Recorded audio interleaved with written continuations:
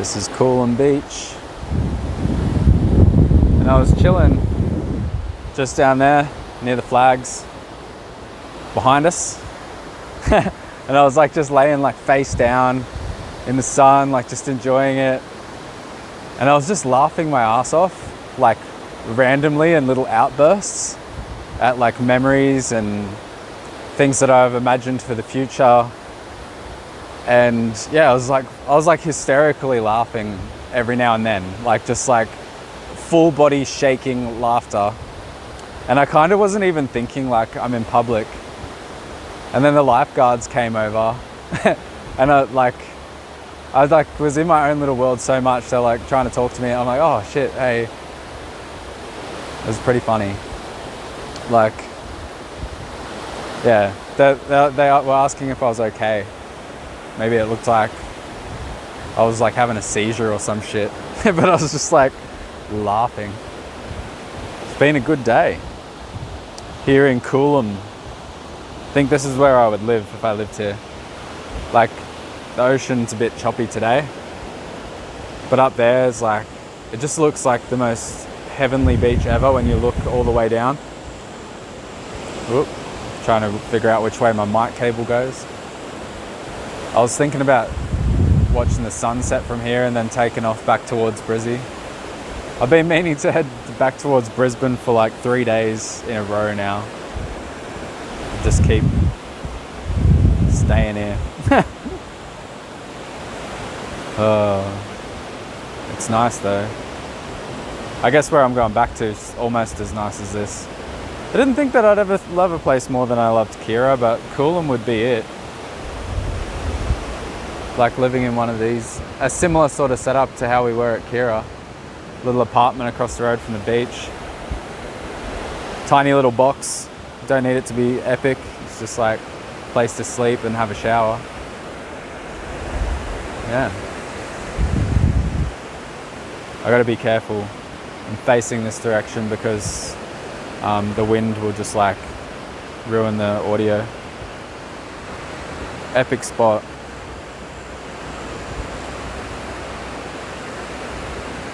Probably a little bit sunburnt. I keep telling myself like I'm gonna stay out of the sun so that I can like my skin can all heal, so when I get home like I don't look like just a peeling mess, all red and all flaky. But can't help it when you're adventuring. You just like, what are you gonna do? Go sit in the shade? Like, no, I'm gonna go swimming all day, every day. Just have the best time. Have the best time to the point where you're laughing. It's like a little plaque beneath me there, like someone's name. You're there laughing your ass off and people come to check if you're losing your mind.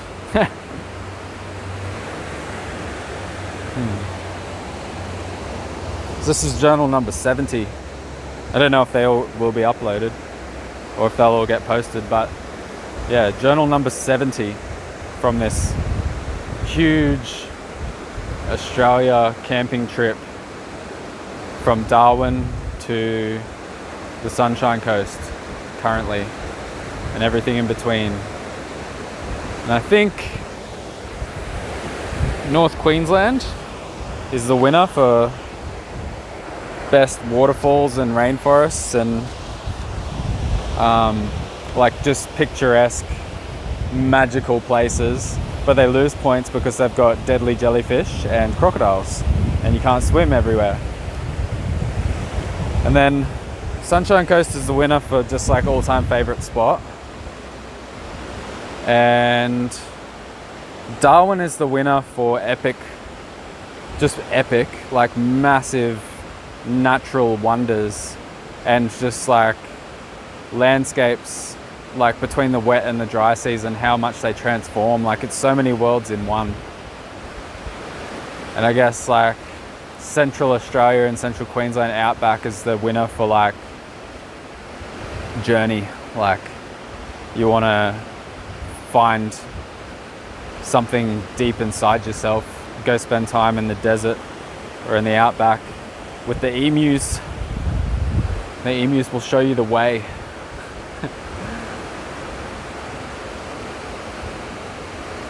And yeah, I don't know. There's a nang. If you don't know what a nang is, that's a nang. Don't do nangs. They're fucking retarded. They do make you have a really strange, distorted experience of reality though. It's mainly auditory hallucination. And it's, yeah, I don't know. It's nitrous oxide. It's like soda bulbs. Yeah, interesting. It's really nice. The hippies come here and like that's got to be the least sustainable like way to get high on the planet, because like every time you want to have a go, you have to empty 1 or 2 of those into a fucking thing. I'm not going to tell you how to do it actually.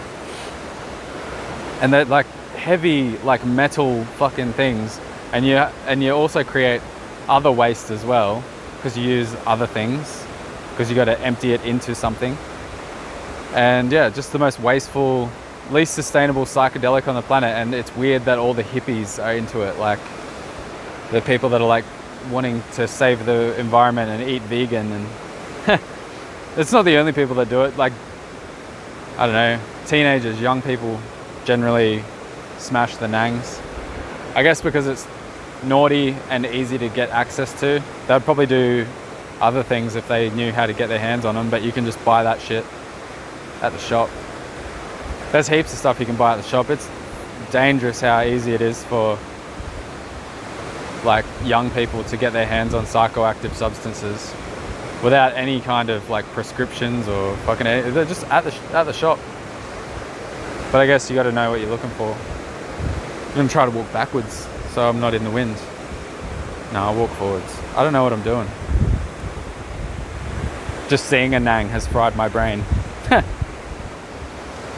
only ever had 3 of them in my life, and they was all in one weekend, and I will never do them again. But as soon as I did the first one, I was like, I should never do this again. And by the time I did the 3rd one, I was like, I am never doing this again. And just watching my mates like do them over and over again and just be surrounded by like a big pile of waste in a dark room, giggling about nothing. It was like, yeah, nah, these ones aren't for me, eh? The slang term for it is hippie crack. Like often you'll hear people say hippie crack. Duncan Trussell, who we mentioned in one of the recent journals, he talks about it too.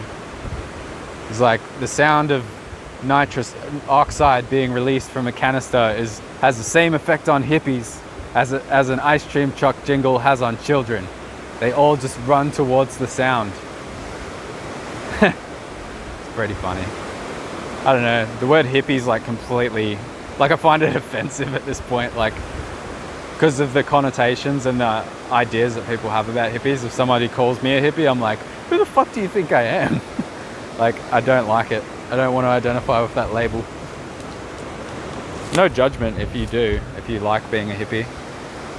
I really want to go back towards the wind, but I don't want to. You know what I could do? I could like put the mic there. Nah, I don't know. I'll just chill here for a minute, finish this thought, and then I'll explore where I want to explore. Yeah, psychedelics, man. They keep coming back up. Like, people want to hear about them, people want to talk about them, but everybody that's hearing about them and talking about them shouldn't be. It's like, you know, even Callum the other day, when we did our journal, got onto psychedelics and just wanted to talk non-stop about it. I don't know what it is, eh?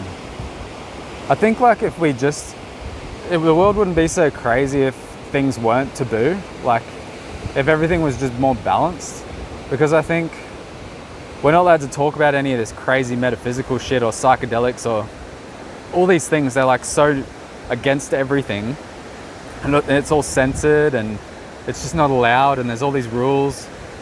But like, if it was just all allowed, I feel like you wouldn't just have the most fucked up weirdos and like crazy people talking about it.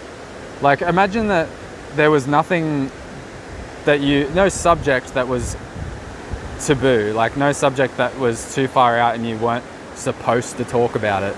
And just rational, like everyday people who are quite sensible felt totally comfortable talking about it as well, and they weren't worried about copping flack and copping like all this criticism and judgment if they talked about it.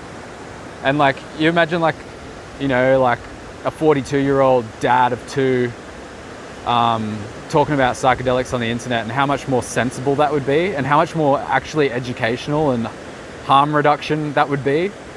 But we've got all these fucked up, like crazy hippie young people running around the world eating fucking everything that gives them the slightest altered state of consciousness, thinking they know what they're doing, telling you how to live your life, and you're lapping it up. And like, fuck, I've been a part of it. Like, I've been connected to that community, so I take responsibility for that. But you know what I mean? Like, fucking everything that's crazy in the world that we're all not supposed to talk about, only the most crazy people out there touch it.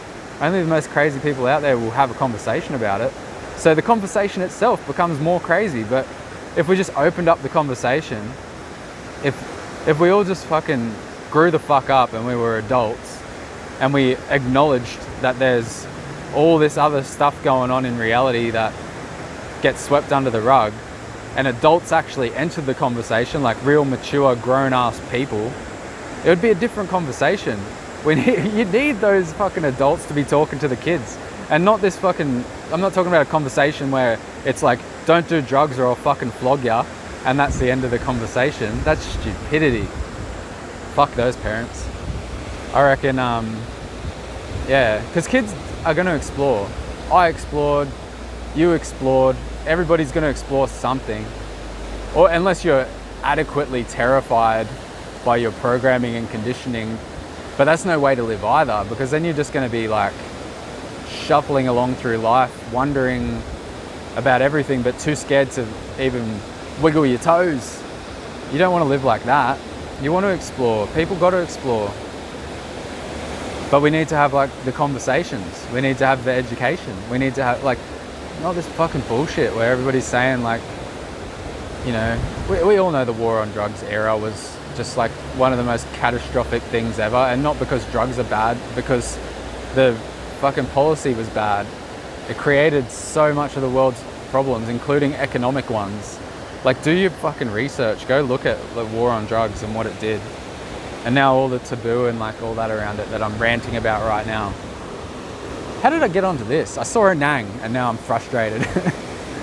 Nah, I'm not frustrated. I'm just allowing all of this stuff to flow through me. I'm releasing it as it's coming out of my mouth. But yeah, kids probably wouldn't do nangs if they knew like anything. You know, nangs are stupid.